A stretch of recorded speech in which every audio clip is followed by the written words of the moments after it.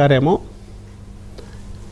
కోనసీమ కొబ్బరి గురించి చెప్తూ తెలంగాణ ప్రాంతం మీద కామెంట్ చేశారని రెండు భిన్నమైనటువంటి సబ్జెక్టులు భిన్నమైనటువంటి కాంటెక్స్ట్లో మాట్లాడిన మాటలో అది కాంట్రవర్సీకి గురైనాయి. తర్వాత ఈయన పవన్ కళ్యాణ్ గారు నిన్న ఒక లేఖ విడుదల చేస్తూ నా మాటలను వక్రీకరించారు అని ఆయన పేర్కొన్నారు. వక్రీకరించారు, నా కాంటెక్స్ట్ ఇది కాదు అని చెప్పడం జరిగింది. జనసేన పార్టీ నుంచి ఒక ప్రెస్ నోట్ కూడా రిలీజ్ చేయడం జరిగింది. ఇక రేవంత్ రెడ్డి గారి దగ్గరికి వచ్చాడు. రేవంత్ రెడ్డి గారి దగ్గర ఏమన్నారంటే ఆయన ఏమన్నారంటే నేను నేషనల్ ఫిగర్ అయిపోయాను, ఈ మాటలో నన్ను పాపులర్ చేస్తున్నారు, చేయనియండి అన్నారు ఆయన.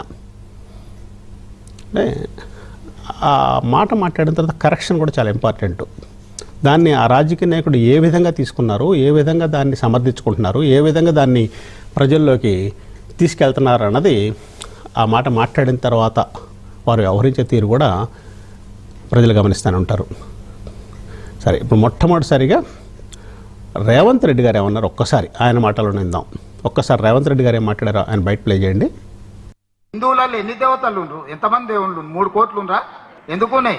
పెళ్లి చేసుకోవడానికి హనుమంతుడు ఉన్నాడు, 2 పెళ్లిళ్ళు చేసుకునేటానికి ఇంకొక ఆయన దేవుడు ఉన్నాడు, మందు తాగేటోళ్ళకి ఓ దేవుడు ఉన్నాడు, ఎల్లమ్మ, పోషమ్మ, మైసమ్మ, కళ్ళు కొయ్యాలి, కోడి కొయ్యాలి అనేటోళ్ళకు ఉండ్రు, పప్పన్నం తినేటోళ్ళకు కూడా దేవుడు ఉండు. అవునా? అన్ని రకాల దేవుళ్ళు ఉన్నారు. కాంగ్రెస్ పార్టీ కూడా అన్ని రకాల మనస్తత్వాలు ఉండే అన్ని రకాల మనుషులను కలుపుకొని పోయే పార్టీ కాంగ్రెస్ పార్టీ.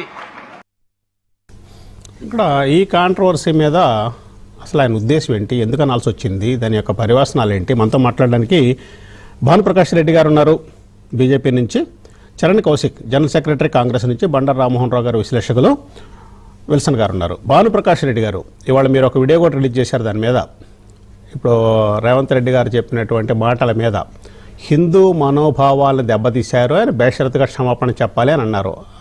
ఆ కాంటెక్స్ట్ కాంగ్రెస్ అనేది ఒక మహాసముద్రం, ఆ మహాసముద్రంలో అందరూ చేరుతుంటారు, అందరూ వెళ్తుంటారు అనేది ఆయన డిఫెండ్ చేసుకున్నారు. సరే, మీ వర్షన్ ఏంటండి?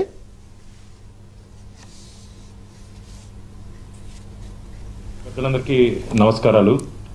ఈ వేదభూమి, పుణ్యభూమి, పురాణ భూమి అయినటువంటి ఈ భూమి మీద, ఈ గడ్డ మీద పుట్టడమే మనం చేసుకుంటే అదృష్టంగా మనం భావిస్తున్నాం. ఈరోజు ప్రపంచం మొత్తం భారతదేశం వైపు చూస్తుంది. మన కట్టు, మన బొట్టు, మన ఆచారాలు, మన వ్యవహారాలు ఇవన్నీ.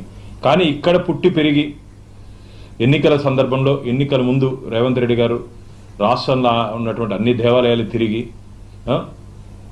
ఆయనే పరమ భక్తుల్లా ఆ రోజు కనిపించి నిన్న మాట అంటే మాటలు హిందూ దేవతలపైన, దేవుళ్ళపైన వారు మాట అంటే మాటలు కోట్లాది మంది హిందువుల మనోభావాలు కించపరిచే విధంగా, బాధపడే విధంగా వారి మాటలు ఉన్నాయి.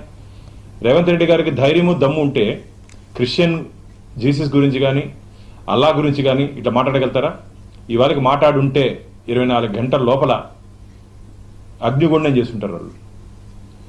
కేవలం హిందువుల మనోభావాలు ఎందుకు బాధ పెడుతున్నారంటే హిందువులో ఐక్యత లేదని కనుక మీరు అనుకుంటున్నారా? దయచేసి మళ్ళీ హెచ్చరిస్తున్న రేవంత్ రెడ్డి గారిని, హిందూ సింహాల జోలికి రాకండి. హిందూ దేవుళ్ళలో పరశురాముడు ఉన్నాడు, సుదర్శన చక్రం పట్టుకున్నటువంటి శ్రీకృష్ణుడు ఉన్నాడు, ధర్మం కోసం పోరాటం చేసినటువంటి శ్రీరామచంద్రుడు కూడా ఉన్నారు. ఇవన్నీ నీకు తెలుసు, మీకు తెలుసు కూడా ఇలా హిందూ దేవుళ్ళ పైన అవహేళన. అది సందర్భం కూడా చూసారన్నా మీరు. వారి మాటల సందర్భంలో రాజకీయాలకి దేవుళ్ళకి ఏం సంబంధం రేవంత్ రెడ్డి గారు? మీ రాజకీయాలు, మన రాజకీయాలు అంటే రాజకీయంగా చూసుకుందాం, పాలసీ విషయాలకు మాట్లాడుకుందాం. రాజకీయాలకి దేవుళ్ళకి ఏం సంబంధం?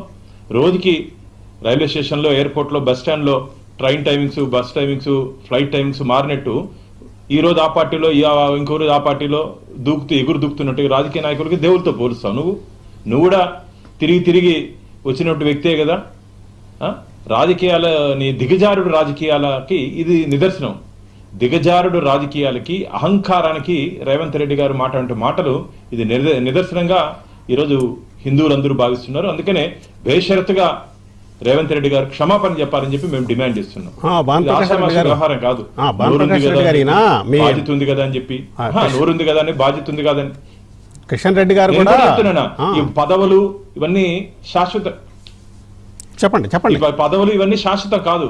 భగవంతుడు శాశ్వతంగా ఉంటాడు. కొన్ని యుగాలుగా ఉన్నాడు మనకు, కొన్ని యుగాలుగా, ఇంకా కొన్ని యుగాలు ఉండబోతున్నారు.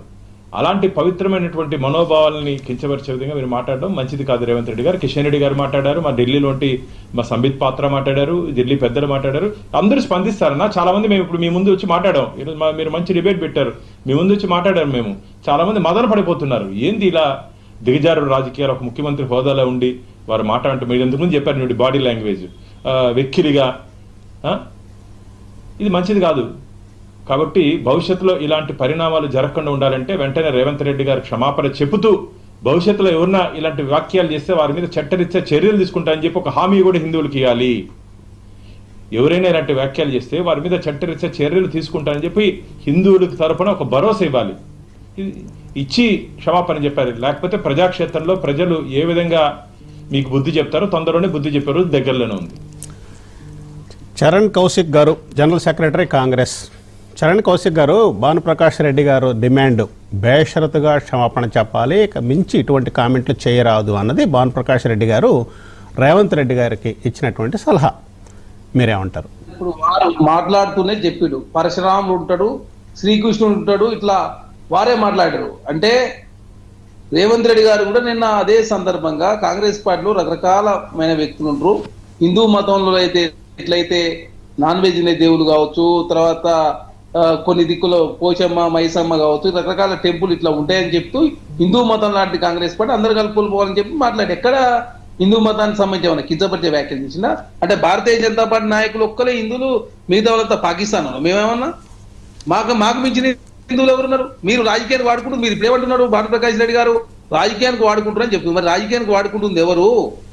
రాజకీయం కోసం వాడుకుంటుంది మీరు, రామ మందిరాన్ని వాడుకుంది మీరు, పుల్వామాను వాడుకుంది మీరు, బాలాకోడు వాడుకుంది మీరు, సింధూర్ ఆపరేషన్ బిహార్ వాడుకుంది మీరు. అసలు హిందూయిజాన్ని వాడుకుంటుంది మీరు కదా, మేము కాదు కదా. భారతీయ జనతా పార్టీ పెద్ద పెద్ద మాటలు మాట్లాడుతారు.